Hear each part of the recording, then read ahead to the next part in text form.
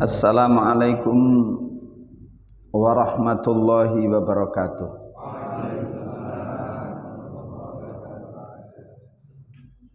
Innal hamdalillahi nahmaduhu wa nasta'inuhu wa nastaghfiruh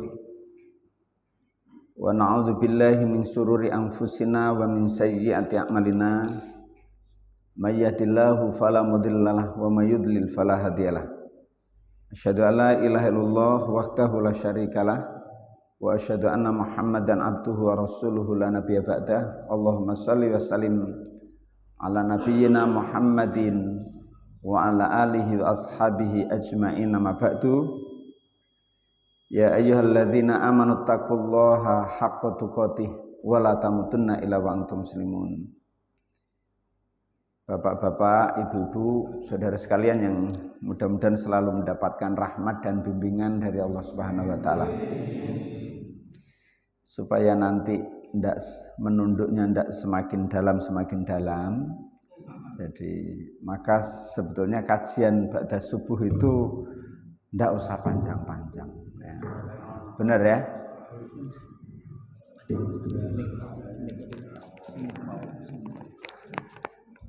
Yang ini ya.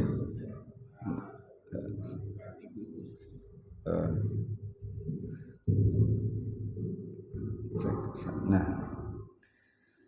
jadi supaya tidak semakin dalam menunduknya ya.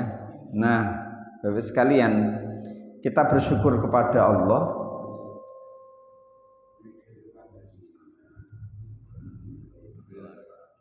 cek satu, alhamdulillah ya. Bersyukur kepada Allah karena Allah masih izinkan kita untuk diberikan kita ini pertolongan untuk menyelesaikan tahapan-tahapan ibadah puasa di bulan suci Ramadan untuk hari yang ke-20. Berapa?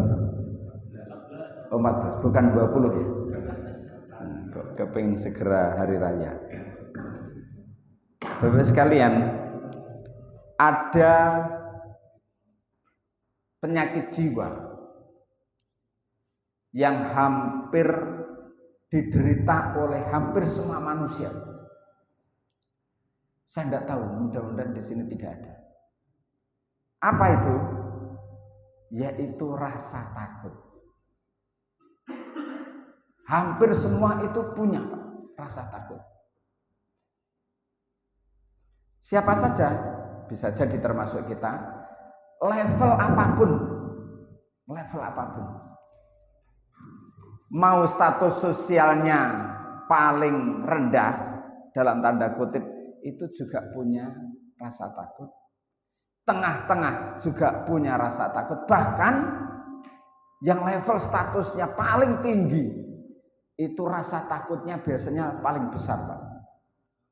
Jadi ini kalau Bapak sekalian agak bingung ya. Kalau semakin jabatannya tinggi, rasa takutnya biasanya itu semakin besar. Ya. Cek satu. Semakin kaya seseorang, rasa takutnya lebih besar. Dan orang takut lebih berlebihan, Pak, itu tidak bahagia. Buktikan saja, Pak, nanti mana yang bahagia. Kita semuanya yang mungkin levelnya sederhana, di rumah itu ada rumah tapi tidak ada barangnya, Pak. Lalu ada rumah sebelahnya, itu besar rumahnya, lalu banyak barangnya, mulai emas, macam-macam itu. Uang juga tumpukan di situ. Kemudian kalau lupa, sama-sama lupa mengunci pintunya, mau bepergian, pertanyaannya siapa yang paling gelisah? Yang suka, bener ya? Lah kalau begitu mana yang paling bahagia, Pak? Orang yang tidak punya tadi, ya kan? Yang rumahnya tidak ada apa-apanya, tidak perlu ada yang dikhawatirkan, dengan yang kaya berarti bahagia mana, Pak?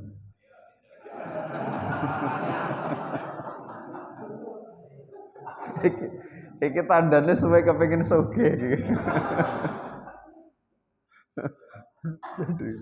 Iya. Ini kalau ndak ada apa-apanya itu bah dikunci, bah ndak, pagernya juga kadang-kadang ndak ada. Itu santai saja. Santai saja. Lah apa yang mau? Kalau ada orang mau mencuri, apa yang mau dicurikan? Jadi bayangkan, semakin kita punya apa-apa, semakin punya jabatan, rasa gelisah, rasa takutnya semakin tinggi. Nah sekarang Pak, ini kan menteri pergantian presiden mau segera kayaknya ya, kayaknya. Jadi apa enggak itu ya? Insya Allah. Panjenengan pilih siapa tuh Pak? Iya. Itu Pak, menterinya kan juga mesti ganti. Iya kan, biasanya ya. Enggak tahu yang diperpanjang atau apa begitu. Nah, kira-kira Pak, resah apa enggak? Semakin orang itu tinggi, semakin wedi, Pak. Jadi kalau Bapak Ibu gini, naik tangga antara anak tangga satu jatuhnya dengan anak tangga yang paling tinggi, itu lorone ya ganti. Nah, yang tinggi. Kalau begitu kita perlu nggak tinggi gitu?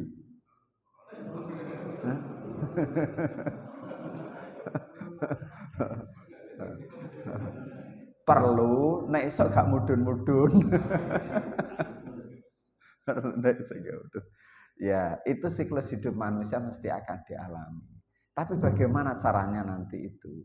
Nah, Bapak sekalian, tentang rasa takut yang dimiliki oleh semua orang itu, sebetulnya takut itu apa? Lalu bagaimana Al-Quran itu berbicara tentang ini? Dan efek dari puasa itu apa yang Allah perintahkan? Saya menyebutnya, puasa ini sebenarnya adalah hadiah dari Allah. Hadiah. Nah, takut itu apa sebetulnya, Bapak sekalian?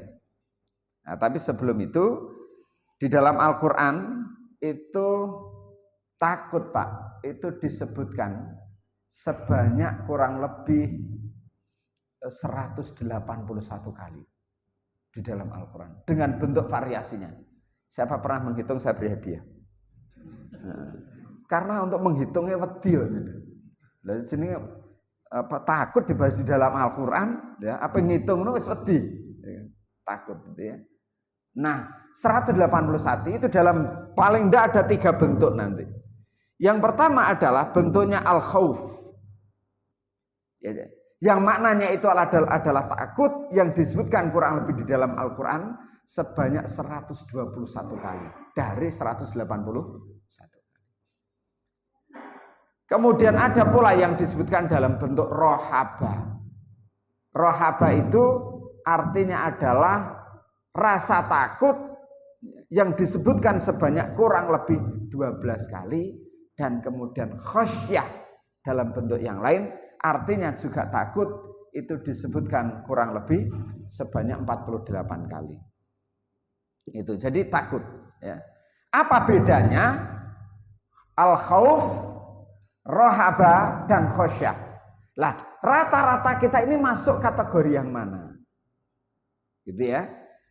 Kalau al-khauf, Bapak Ibu sekalian, itu hadirnya perasaan takut atau khawatir karena sesuatu akan terjadi kepada kita, entah itu musibah, entah itu bencana, entah itu bala, atau sesuatu yang kita khawatirkan tidak sukses. Itu al-khauf. Nah, ini yang paling banyak diderita. Tergantung level keimanannya nanti itu. Nah, makanya disebutkan kurang lebih sebanyak 121 kali al-khauf itu. Lah, pada makna ini sebetulnya al-khauf itu apa? Begitu kan? Al-khauf itu, Pak, kalau kita menyebutkan begitu mungkin apa, bayang-bayang. Angan-angan saja itu, entah halusinasi atau apa gitu ya. Itu terasa takut, Pak. Hidup manusia itu ada pada 3 posisi, masa lalu, masa sekarang, dan masa yang akan datang. Masa lalu itu panjenengan semuanya enggak sukses semuanya enggak, Pak? Belum tentu. Mungkin pernah gagal, mungkin pernah membuat kita menangis, benar ya? Bersedih. Tapi yang paling banyak diingat antara yang menyenangkan dengan yang menyedihkan, mana yang banyak kita ingat? Yang menyedihkan, kegagalan kita. Masuk long term memorize, masuk ingatan jangka panjang. Kita jatuh waktu kecil, Pak. Waktu kecil kita jatuh, itu lebih kita ingat dibandingkan orang tua kita menyuapin kita. Jatuhnya itu karena sesuatu terjadi menyakitkan. Sehingga kalau seseorang manusia ini itu banyak menoleh ke belakang yang menyedihkan itu, maka dia akan sedih dan menangis. Entah itu karena penyesalan macam-macam itu kalau menoleh masa lalu. Nah, kemudian hidup masa kini, kemudian masa depan. Nah, rasa takut itu adalah berpikir masa depan. Kita ini nggak pernah tahu, Pak, kehidupan kita ini ke depan gelap dalam tanda kutip begini. Apakah besok kita ini masih hidup? Kan nggak tahu kan kita ini, nggak pernah tahu. Yang kedua, apakah anak kita ini sukses? Bagaimana dengan ekonomi kita? Jangan-jangan hari ini itu melejit ekonominya, besok kemudian jatuh. Ada orang yang membohong kita. Itu kira-kira adalah gelap. Nggak tahu kita. Jangankan masa depan kita, Pak. Kita di sebelah sini, balik rumah ini enggak tahu apa yang terjadi. Enggak tahu ya. Nah, oleh sebab itu, orang enggak bahagia itu jika ia melihat ke belakang lalu ia menangis, melihat ke depan ia takut. Maka kalau ini ke belakang nangis, ke depan takut, maka enggak bahagia kita. Sebetulnya cara membahagiakan atau cara menghadirkan kebahagiaan adalah kita melihat hari ini apa yang Allah karuniakan saat ini. Sehat, Masya Allah. Anak-anak yang baik, istri yang solihah, suami yang sangat baik, gitu kan? Pekerjaan yang baik, teman yang baik, kesempatan yang baik. Itu hari ini. Kalau kita melihat hari ini, nikmat hidup kita. Kenapa orang itu tidak bahagia? Karena dia banyak melihat apa yang dipegang orang lain. Lupa bahwa Allah telah memberikan banyak hal kepada kita. Ini al-khawf. Ini al-khawf. Nah, apa kemudian rasa takut al-khawf di sini? Saya menyebutnya tadi sebagai bayang-bayang tadi, Pak. Ya. Waktu kita kecil, Pak, itu biasanya bermain terlalu larut malam. Lalu karena perjalanannya jauh, maka kita pulang itu takut, Pak. Benar ya? Pernah nggak ngalami begitu waktu kecil? Nah, rasa takut akhirnya lebih-lebih kita dapat cerita bahwa di tengah jalan itu ada kuburan angker. Ada kuburan angker. Maka kita apa yang kita lakukan untuk menghilangkan rasa takut adalah mencari teman supaya ada yang menemani pulang.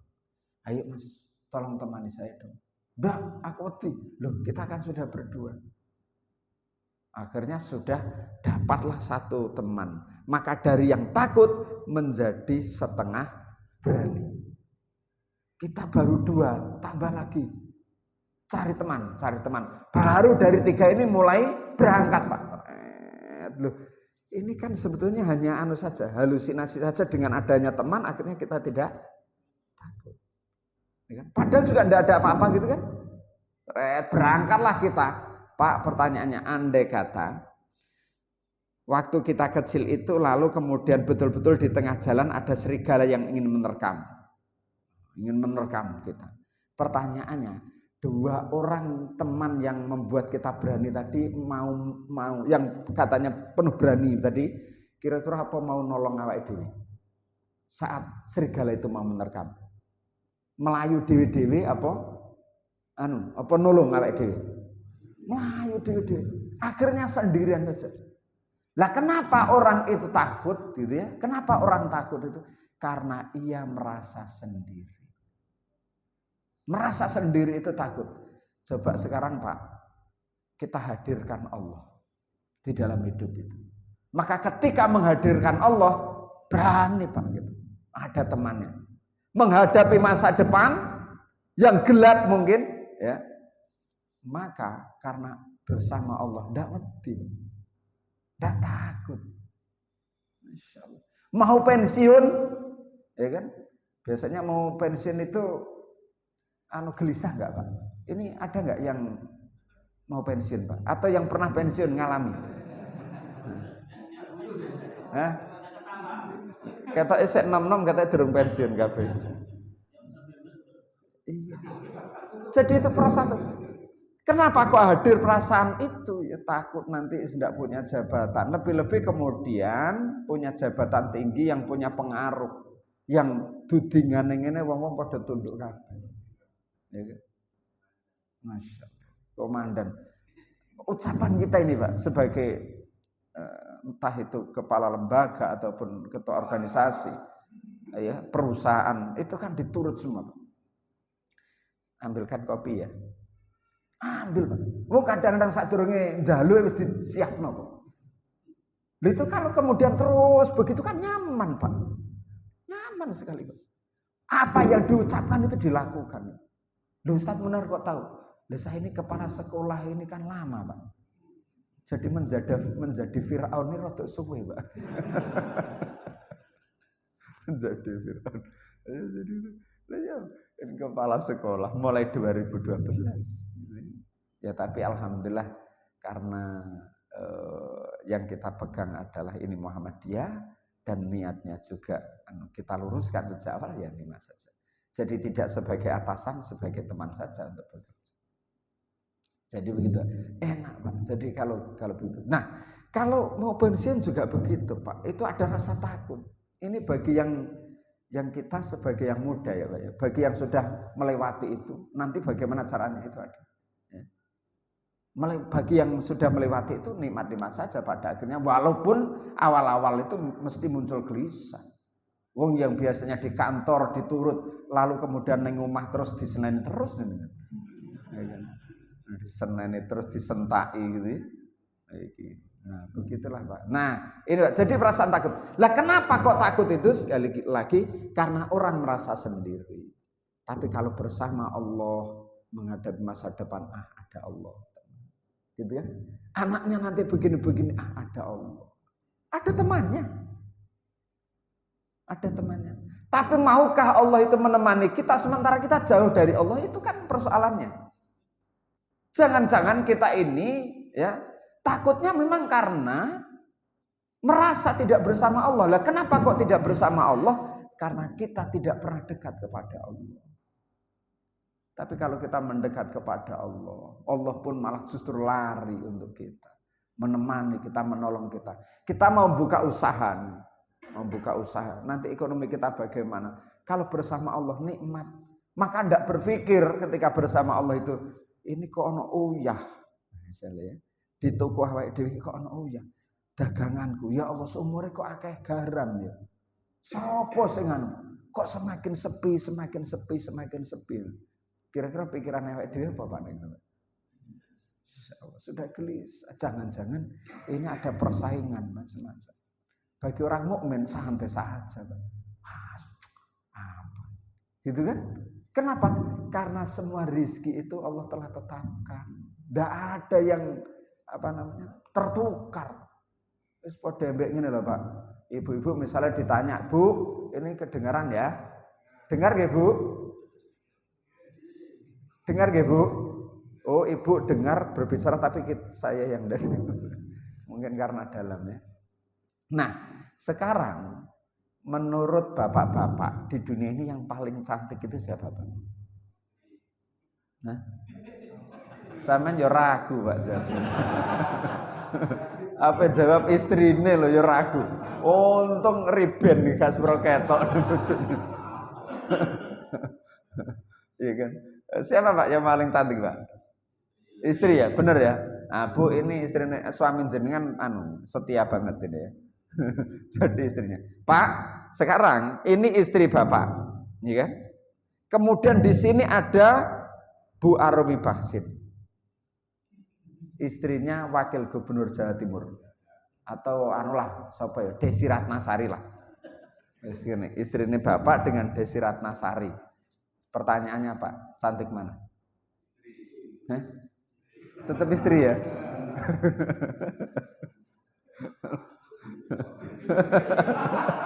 Jawabnya ragu Pak Jodegi. Nah, karena sudah. Jadi begitu ya. Nah, ada yang bilang bahwa tetap cantik istri saya. Loh, iya sangat mungkin, Pak. Sangat mungkin. Bukan wong cantik itu bukan karena fisiknya saja kok.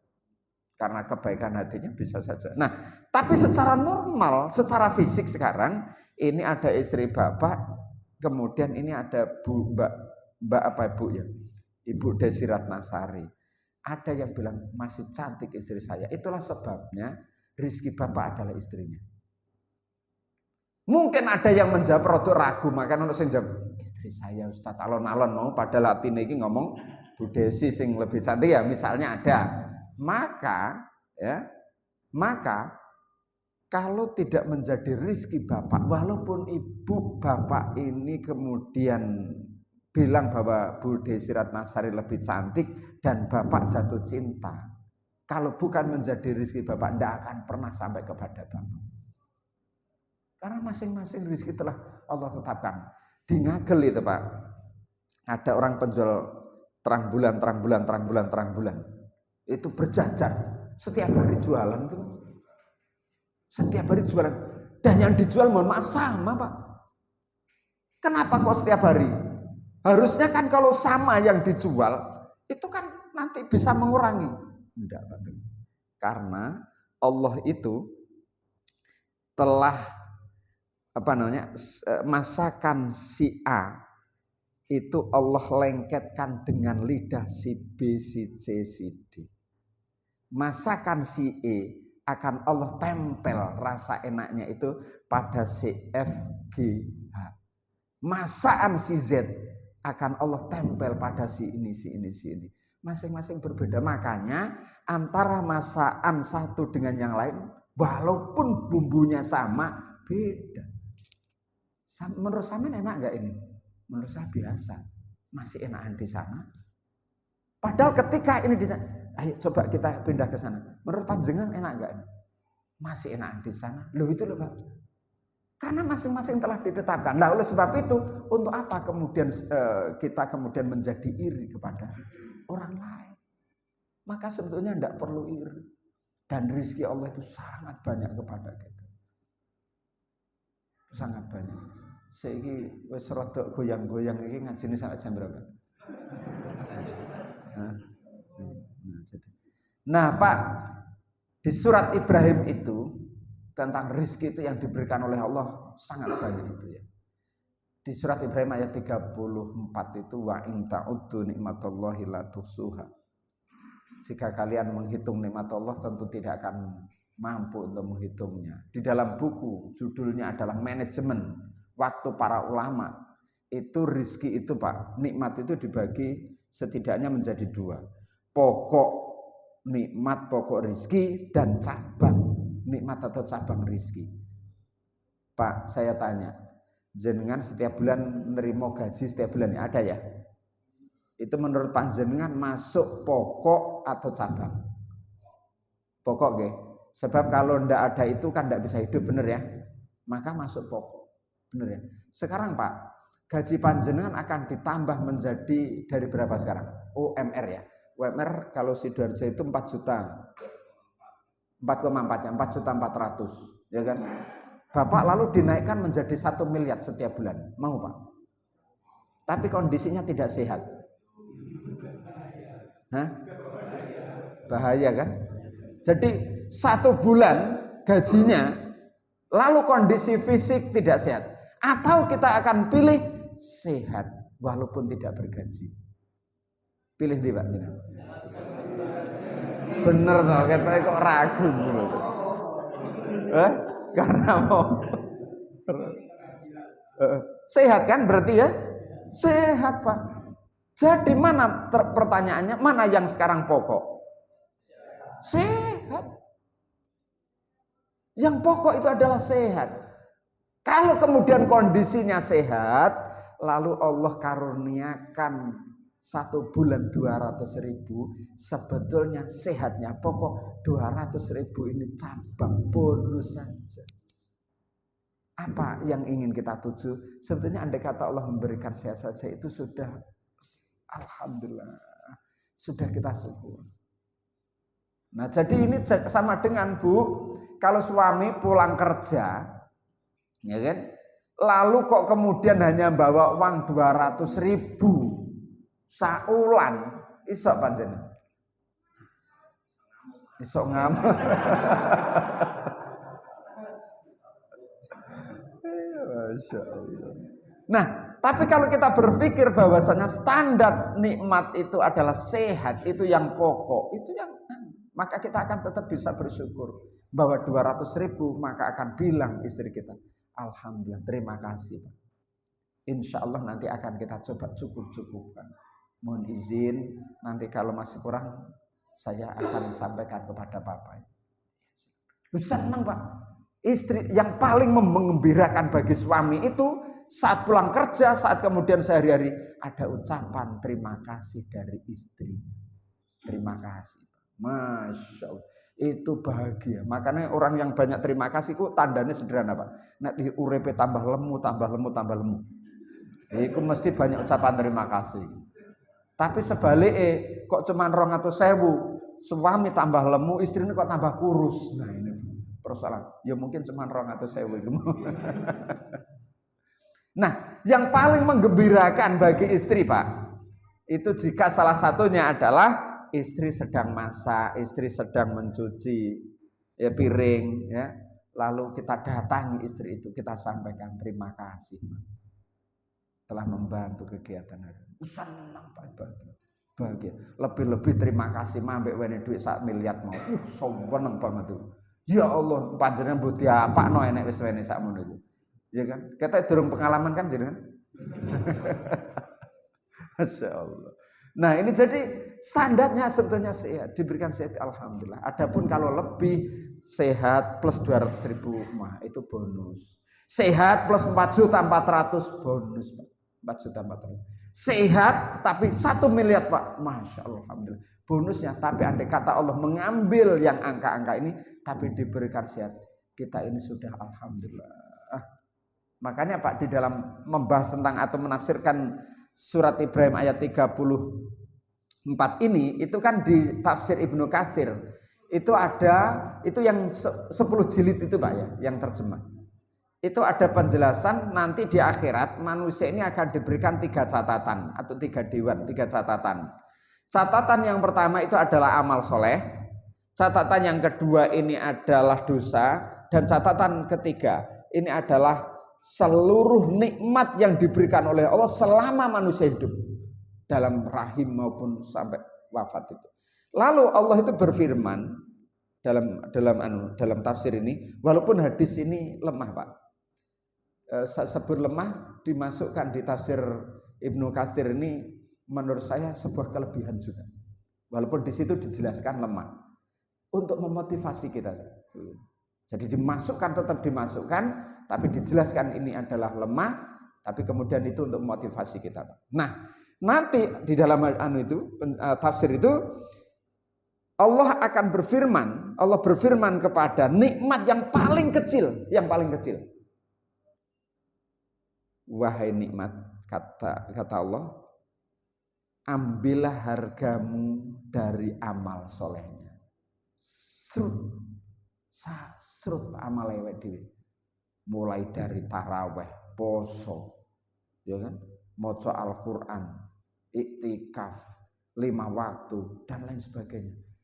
Bisa serut saja Pak. Maka di situ akan tampak dosanya menggunung, nikmat Allah sangat banyak sekali. Maka disitulah mungkin akan menjadikan kita wujuhu yauma idzin khasyiah. Jadi wajahnya semakin tertunduk karena malu, khawatir, takut luar biasa di sini. Nah, tetapi bagi yang Allah kehendaki untuk masuk surga, Allah firmankan, wahai hambaku, aku akan melipat gandakan amal solehmu itu dan masuklah ke dalam surgaku karena rahmatku. Jadi bukan karena amal kita Pak, tetapi rahmat itu bisa diperoleh, salah satunya adalah dari amal soleh. Kita beramal ini Pak, itu sebenarnya dalam rangka mendapatkan rahmat dari Allah. Kalau memang susuk-susukan gak nutut Pak, antara penjaluan awake dhewe ambek amal soleh itu kan gak seimbang, bener gak? Awake dhewe ki njaluk anak, Ndak hanya anak kudu pinter, sing akeh pisan, juga duwe akeh, omahe gede, mobil kan jalukane awake dhewe akeh, Pak. Bener ya? Tapi amal soleh awake dhewe iki cuman apa, Pak? Cuman 5 waktu gitu kan. Kemudian nanti apa? Ikut takjil ya cuman 2 gelintir takjile kan. Jadi begitu kita ini, Pak. Jadi tidak seimbang. Oleh sebab itu kita harus memang terus bersemangat di dalam puasa ini. Nah, Bapak Ibu sekalian, saya lanjut. Oleh sebab itu kita ini harus menambah sebetulnya rasa syukur kita kepada Allah. Nah, saya ingin kembali lagi itu al-khauf, Pak. Jadi orang takut itu karena memang merasa sendiri. Tapi dengan menghadirkan Allah, maka dia dalam menghadapi hidup insya Allah tidak khawatir, tidak takut. Nah, siapa yang bersama Allah nanti masuk pada pembahasan rohaba. Rohaba itu hadirnya perasaan takut itu karena ada ancaman dari Allah. Rata-rata ayat membahas tentang itu. Ada ancaman dari Allah, kemudian kalau kita tidak sholat nanti kita akan masuk neraka, berarti ada ancaman di situ. Kita takut sehingga kita melakukan ibadah itu. Dan yang terakhir adalah yang ketiga itu adalah khosyah. Hadirnya perasaan takut itu karena ada keagungan dan kekuasaan Allah. Jadi ada keagungan Allah. Nah, siapa yang level ini Bapak-Ibu sekalian? Levelnya khosyah ini, levelnya orang yang tidak takut ini, ataupun takut tetapi semakin dekat kepada Allah, takutnya hanya kepada Allah, tetapi dalam menghadapi hidup dia tidak pernah takut. Itu nanti akan ketemu pada surat Yunus ayat 62 dan 63. Ala inna awliya Allahi la khaufun alaihim walahum yahzanun. Ingatlah wali-wali Allah, kekasih-kekasih Allah itu la khaufun alaihim walahum yahzanun. Dia tidak ada rasa takut dan dia tidak pernah bersedih hati. Nah, siapa Pak waliullah itu? Di sini banyak wali kan? Wali murid, ya kan? Wali murid. Nah, banyak wali ya. Waliullah, kekasih Allah. Itu siapa? Adalah nanti la khaufun alaihim walahum yahzanun, tidak wedi dalam menghadapi hidup itu. Nah, siapa waliullah itu? Dijelaskan pada ayat 63-nya, alladzina amanu wa kanu yattaqun. Siapa waliullah itu? Yang dia tidak ada rasa takut dan dia tidak pernah khawatir hidupnya ini, bersedih hati hidupnya ini tidak pernah, adalah orang yang beriman dan mereka senantiasa bertakwa kepada Allah. Kalau ayat ini kita jadikan tafsir untuk menafsirkan surat Al-Baqarah ayat 183, perintah puasa tujuannya adalah supaya bertakwa, la'allakum tattaqun. Jangan-jangan ketika kita bertakwa masuk kategori orang yang menjadi kekasih Allah yang la khaufun alaihim walahum yahzanun. Bapak Ibu, terakhir, takut itu bukan aib, tapi itu adalah ujian saja dari Allah. Karena bukan aib, sesungguhnya juga diperlukan. Orang yang takut gagal usahanya, dia akan menghitung dengan rinci, dia akan berusaha semaksimal mungkin supaya tidak jatuh bangkrut. Orang yang takut akan pensiun, maka dia akan mempersiapkan diri, dia akan bergerak di aspek sosial, membantu banyak orang, sehingga nanti dia akan tetap bermanfaat setelah pensiunnya itu, masa purnanya itu. Maka dia dengan rasa takut itu karena bukan aib, maka ini juga baik-baik saja. Tetapi yang akan menjadi penyakit jiwa itu adalah jika takut berlebihan. Supaya tidak takut berlebihan, maka kita perlu ingat, orang takut karena sendirian. Ketika bersama Allah, maka la khaufun alaihim walahum yahzanun. Demikian Bapak-Ibu sekalian, terima kasih atas segala perhatian dan mohon maaf atas segala khilaf. Ihdinas siratal mustaqim siratal ladzina an'amta alaihim ghairil maghdubi alaihim. Terima kasih dan mohon maaf. Wassalamualaikum warahmatullahi wabarakatuh.